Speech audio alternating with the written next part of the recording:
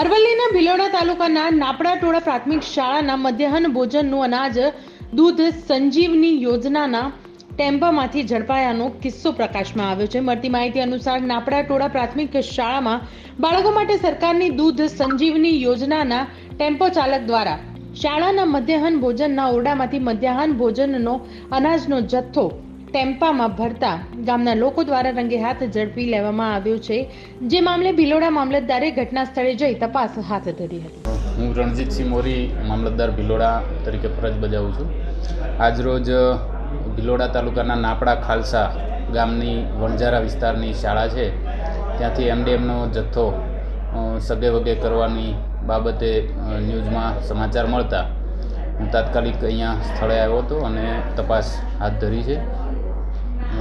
માહિતી ગામ લોકો, શિક્ષક તથા સંચાલક પાસેથી મેળવતા જાણવા મળેલ છે કે સવારે અહીંના જે સંચાલક છે એ દૂધ સંજીવની યોજનાની જે વાહન આવ્યું હતું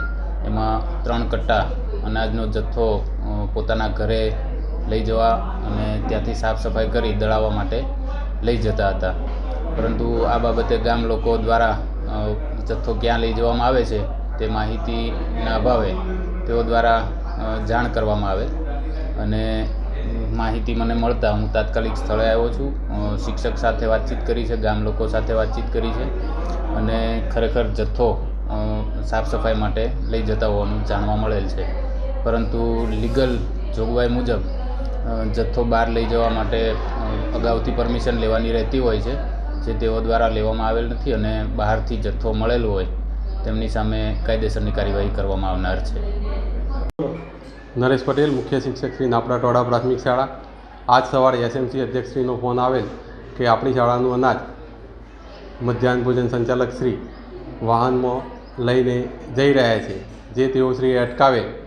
અને મને જાણ કરતાં હું તાત્કાલિક શાળાએ પહોંચેલ।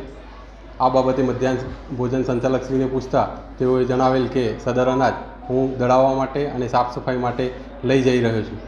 જે બાબતની જાણ ઉપલી કક્ષાએ મામલતદાર સાહેબશ્રીને પણ થતાં તેઓશ્રી પણ રૂબરૂ